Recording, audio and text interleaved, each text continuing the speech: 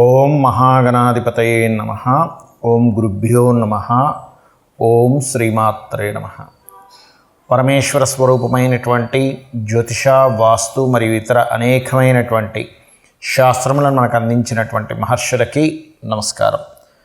హయగ్రీవ హయగ్రీవ హయగ్రీవేతి యో వదేత్ తస్య నిస్సరతే వాణి జహ్నుకన్యా ప్రవాహవత్.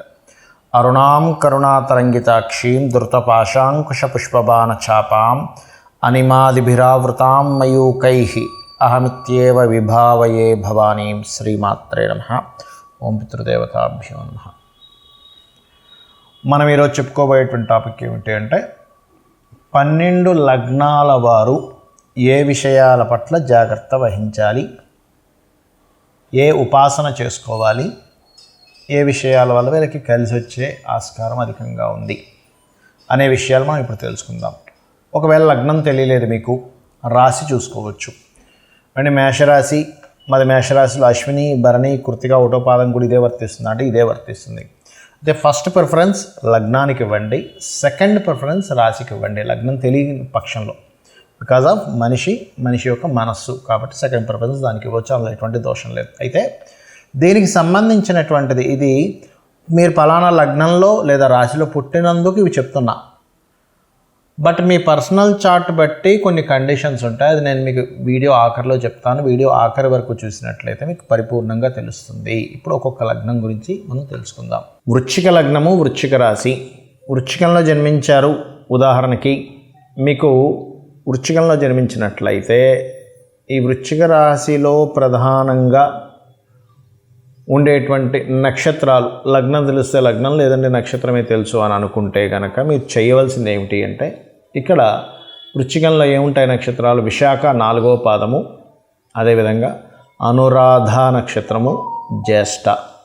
విశాఖ వారు దత్తుడిని దత్తనామస్మరణతో నిద్ర లేచి కాసేపు ధ్యానం చేసుకోండి. అనురాధ వారు శివుణ్ణి మరియు అదేవిధంగా లేదా వెంకటేశ్వర స్వామిని కూడా ఆరాధన చేసుకోవచ్చు. లేదా ఆశ్లేష నక్షత్రం వాళ్ళు విష్ణువుని ధ్యానం చేసుకుంటూ నిద్ర లేచి కాసేపు ధ్యానంలో కూర్చున్నట్లయితే మీ మైండ్ కంట్రోల్లో ఉంటుంది. ఎందుకంటే సర్వసాధారణంగానే వృశ్చిక రాశిలో చంద్రుడు నీచపడతాడు కాబట్టి కొంచెం మెంటల్గా ఎక్కువ డిస్టర్బ్ అవుతుంటారు కూడా సహజంగా. వీళ్ళంటే చిన్న చిన్న విషయాలకి ఎమోషన్స్ అవ్వడం, ఎక్కువ ప్రేమలు పెంచుకోవడం, వాళ్ళు ఏదో మళ్ళీ ఇబ్బంది పెట్టారని వీళ్ళు మోసపోయామని ఫీల్ రావడం ఇవి జరుగుతుంటాయి. ఎప్పుడైతే మీ మైండ్ కంట్రోల్లో ఉంటుందో ఇటువంటి వాటికి మీరు వెళ్ళి ఇబ్బంది పడకుండా ఉంటారు, ఇది గుర్తుపెట్టుకోండి. రైట్. అయితే ఇక్కడ మీరు ఏ కర్మకి బద్ధులవుతారు పర్టికులర్గా చూసుకుంటే, మీకు తెలియకుండానే ఎవరైనా పలానా దాంట్లో షేర్ మార్కెట్ అనుకోనివ్వండి, లేకపోతే ఇంకేదైనా బిజినెస్ అనుకోనివ్వండి, నీ మార్కెటింగ్ రిలేటెడ్ సంబంధించిన వాటిలో ఎంటర్ అవ్వడం ద్వారా మీరు ఇబ్బంది పడతారు. అంటే మీకు అది ఎంతవరకు తెలుసు, ఆ బిజినెస్ ఎంతవరకు మీరు చేయగలరు, ఇది ఎంతవరకు మనకు కనెక్ట్ అవుతుంది అనేటువంటి పరిపూర్ణమైనటువంటి క్యాలిక్యులేషన్ చేసుకుంటే మీరు ఆ కర్మకి వెళ్ళి కనెక్ట్ అవ్వరు, గుర్తుపెట్టుకోండి. అంటే ఇక్కడ ఏమవుతుందంటే మనం చేసేటువంటి పనులు కర్మతో సంబంధం కలిగి ఉంటాయి. అలా ఇంట్లో కూర్చొని ఏ పని చేయకూడదని కాదు, ఏవి చేయాలి ఏవి చేయకూడదు అనేటువంటిది ఇక్కడ చూసుకుంటే కనుక. అలాగే మరొక విషయం ఏంటంటే, ఇక్కడ ఈ విషయాల్లో జాగ్రత్తగా ఉండగలిగితే మీకు సర్వసాధారణంగానే దైవ అనుగ్రహంతో ధనయోగం ఇన్బిల్ట్గా ఉంటుంది. అంటే ఏమిటి? వాటి వల్ల అండి సంతానం ద్వారా, అంటే సంతానం కలిగినప్పటి నుంచి ఫైనాన్షియల్గా గ్రోత్ రావడం, ఏదైనా టీచింగ్ ఆర్ ట్రైనింగ్ రిలేటెడ్ వాటి మూలంగా మీకు ధనయోగం ఏర్పడడం. అంటే వీటి మూలంగా ఒకవేళ ఉదాహరణకి సంతానం ద్వారా అంటే ఎలా అంటే చెప్తాను చూడండి. ఒక పిల్లడు వచ్చి అన్నాడు తండ్రితో, నాన్న మనం ఒక బిజినెస్ పెడదాం, మీరు కూడా రాండి, ఇందులో మీరు ఇన్వాల్వ్ అయ్యి మీరు చూసుకోండి అంటే ఇమీడియట్లీ వెళ్ళండి. ఎందుకంటే ఇక్కడ 5-2 కాంబినేషన్లో జన్మించారు మీరు.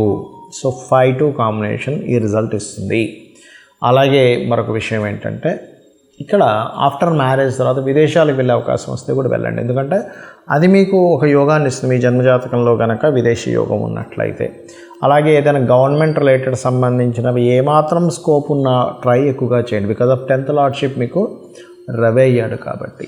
ఇలా జన్మజాతకంలో స్థిరంగా మనకు అసలు ఏ యోగం ఉంది, మనం దేన్ని ట్రై చేయాలి, దేని మూలంగా మనం అద్భుతాలు సృష్టించగలుగుతాం మన లైఫ్లో అని తెలుసుకోగలుగుతూ మీరు ఎక్కువగా పెసలు దానంగా ఇస్తూ ఉన్నట్లయితే ఈ కర్మ నుంచి బయటపడగలుగుతారు. అలాగే ఈ వృశ్చికంలో జన్మించామంటేనే కొంత తెలియకుండానే సెల్ఫ్ కాంపిటీషన్ ఉంటుంది. అంటే కాంపిటీషన్ లక్షణాలు సహజంగానే ఉంటాయి వృశ్చికం వారికి, బికాజ్ 1 and 6 లగ్న కాబట్టి. ఇక్కడ మీరు ఎప్పుడైతే ఈ పెసలు దానంగా ఇస్తూ కష్ట విష్ణు సహస్రనామాలు వినడం అది చేస్తున్నారో ఈ యొక్క కర్మ నుంచి బయటపడడం జరుగుతుంది. ఇప్పటి వరకు మనం ఏదైతే చెప్పుకున్నామో మీది గనక ఫలానా లగ్నం అయితే ఫలానా విషయాలు జాగ్రత్తగా ఉండండి అని, ఫలానా ఉపాసన చేయండి అని, లేకపోతే ఫలానా విషయాలు మీకు అందిపుచ్చుకుంటారని, మీ లైఫ్లో ఈ విషయాల్లో బాగుంటుంది మనం ఏవైతే చెప్పుకున్నామో ఇవన్నీ కూడా మీ లగ్నం బేస్ చేసుకొని దీన్ని స్థిరంగా ఉండేటువంటి కారకత్వాలు అంటారు. అంటే ఫలానా లగ్నంలో పుట్టాము అంటే పంచమాధిపతి రవి అవుతాడు మేషంలో పుడితే, లేదా వృషభంలో పుడితే పంచమాధిపతి బుధుడు అవుతాడు, అదే మిథునంలో పుడితే పంచమాధిపతి శుక్రుడు అవుతాడు, లేకపోతే లగ్నాధిపతి బుధుడు అవుతాడు. ఇట్లా కొన్ని కాంబినేషన్స్ బట్టి చెప్పుకున్నాం. మరి పర్సనల్ చార్ట్లో ఇది ఏమైనా మార్పు వస్తుందా అంటే ఖచ్చితంగా పర్సనల్ చార్ట్ దగ్గరికి వచ్చేసరికి మార్పు వస్తుంది. ఎలాగా అంటే చెప్తాను చూడండి. ఇప్పుడు టీటీ ఇంజెక్షన్ ఉంది. టీటీ ఇంజెక్షన్ ఏదైనా సెప్టిక్ అయితే వేస్తారు. ఇప్పుడు ఆ ఇంజెక్షన్ అందరికీ పడదు, కొంతమందికి టెస్ట్ చేస్తారు. మీరు కొంతసేపు కూర్చోండి, ఎందుకండి అది అందరికీ వాడడానికే కదా అంటే కొంతమందికి స్పెసిఫిక్గా కొన్ని పడవు. కొన్ని ఫుడ్స్ కావచ్చు, కొన్ని మెడిసిన్స్ కావచ్చు, కొన్ని వాతావరణాలు కావచ్చు, కొంత నీరు కూడా. ఒక్కోసారి చూడండి, నేను వేరే దగ్గరికి వెళ్ళానండి, అక్కడ వాటర్ నాకు పడలేదండి అంటాం, అక్కడ గాలి నాకు పడలేదండి అంటాం, ఆ ఫుడ్ నాకు పడలేదండి అంటాం. ఎందుకంటామండి? మరి మిగతా 100 మంది బాగానే ఉన్నారుగా, నీకు ఒక్కడికి ఎందుకు ఇలా అయిందంటే బికాజ్ ఆఫ్ ఎవరి శరీరతత్వాన్ని బట్టి వారికి ఎలా అయితే కొన్ని విషయాలు బాగా పడతాయి, కొంతమందికి బాగా పడవు. అదేవిధంగా సబ్జెక్ట్స్ కూడా చూడండి, 40 మంది పిల్లల్ని కూర్చోబెట్టి టీచర్ చెప్తే అందులో ఒకరికి అద్భుతంగా అర్థమవుతుంది, కొంతమందికి అసలు సబ్జెక్ట్ అర్థం కాదు. ఎందుకు? మరి అందరికీ ఒకలాగే చెప్పింది కదా టీచర్ అంటే బికాజ్ ఆఫ్ వాళ్ళకున్నటువంటి అవగాహన, వాళ్ళకున్న ఇంట్రెస్ట్, ఇవన్నీ మనం బేరేజ్ చేసుకుంటాం. అంటే పర్సనల్గా ఉండే వాళ్ళ తెలివితేటలు కానీ వాళ్ళకుండే శరీరతత్వాన్ని బట్టి వాళ్ళకి తెలుస్తూ ఉంటుంది. అలాగే మీ జన్మజాతకంలో ఉండే కాంబినేషన్స్ ఇప్పుడు నేను చెప్పినవి ఏవైతే ఉన్నాయో కొంతవరకు అది మారుస్తూ ఉంటుంది. అంటే ఉదాహరణకి నేను మీకు మేషలగ్నం వారికి అప్పుల విషయంలోనే మెయిన్గా జాగ్రత్తగా ఉండాలని చెప్పాను. కానీ వారి జన్మజాతకంలో కొంచెం బుధుడు బాగున్నాడు అనుకోండి, అప్పుడు అంత ప్రమాదం రాదు. లేదా బుధుడు ఇంకా పాడైపోయాడు ఉదాహరణకి, అప్పుడు ఇంకా ఎక్కువ ప్రభావం వస్తుంది. సో ఇలాంటివి చూసుకోవాలి. అంటే ఏమిటి? నేను ఏదైనా ఆరోగ్యం గురించి చెప్పానంటే మీ జాతచక్రంలో రవిని చూసుకోండి. రవి బాగున్నాడంటే మీరేం కంగారు పడక్కర్లేదు. రవి కనుక పాడేయాడంటే ఇంకొంచెం జాగ్రత్తగా ఉండాలి. మానసిక విషయాల గురించి చెప్పాను, చంద్రుడు బాగున్నాడు, ఎక్కువ కంగారు అక్కర్లేదు. చంద్రుడు పాడయ్యాడు, అప్పుడు మీరు బియ్యం దానం ఇవ్వడమో చేయండి. అలా కాకుండా యాక్సిడెంట్సో లేకపోతే భూ వివాదాలు ఎక్కువగా ఉంటాయి ఈ లగ్నం వారికి అని చెప్పాను అనుకోండి, అప్పుడు మీరు చేయవలసింది ఏంటంటే కుజుడు బాగున్నాడా టెన్షన్ ఏం పెట్టుకోకండి. కుజుడు పాడైతే అప్పుడు మీరు కందులు దానంగా ఇవ్వడం, సుబ్రహ్మణ్యేశ్వర స్వామి ఆరాధన చేసుకోవడం, వారాహి అమ్మవారి ఆరాధన చేసుకోవడం చేయండి. అదేవిధంగా బుధుడు పాడయ్యాడు, అప్పుడు విష్ణు సహస్రనామాలు బాగుంటే ఏం టెన్షన్ పడక్కర్లేదు. అంటే ఇప్పుడు నేను చెప్పినటువంటివి ఏవైతే ఉన్నాయో గ్రహం కనుక బాగుంది, ఆ రాసులు కనుక బాగున్నాయి, టెన్షన్ పడకండి. ఆ రాసులు బాగోలేవండి, ఆ గ్రహం పాడైంది, మరింత ఎక్కువ జాగ్రత్త తీసుకోండి అని నేను మీకు ఒక క్లారిటీ ఇస్తున్నాను. అదేవిధంగా గురువు అయితే శనగలు దానంగా ఇవ్వడం, గురువులు అంటే ఏదైనా బంగారానికి సంబంధించినటువంటి టీచింగ్ లైన్స్ సంబంధించిన విషయాల్లో కొంత జాగ్రత్తగా ఉండాలి. శుక్రుడైతే వివాహ సంబంధించిన విషయాల్లోని, శని భగవానుడైతే మీరు చేసే జాబ్ రిలేటెడ్ సంబంధించిన విషయాల్లోని, హెల్త్ విషయాల్లోని, రాహు అయితే విదేశాలకు వెళ్ళి అక్కడ ఉండేటువంటి విషయాల్లోని, కేతు అయితే కొంత ఆధ్యాత్మికత లేదా కొంత వైరాగ్య సంబంధించిన కొంతమందికి వస్తుంటుంది. అది పర్టికులర్గా ఏంటంటే కొన్నిసార్లు అయ్యో ఇటువంటి వైరాగ్యం ఈ సమయంలో రావడం ఏమిటి అనుకుంటూ ఉంటాం. ఏది మన మహాభారతంలో ఆ యొక్క యుద్ధం జరిగే సమయంలో అర్జునుడికి వచ్చినట్టు, అంటే ధర్మాన్ని వీడి ఒక రకమైన వైరాగ్యం. అప్పుడు కృష్ణుడు లాంటి వాడు మనకు కావాలి. ఆ శ్రీకృష్ణ పరమాత్మ యొక్క భగవద్గీత ఎవరైతే వింటారో ఈ వైరాగ్యం కూడా తగ్గుతుంది.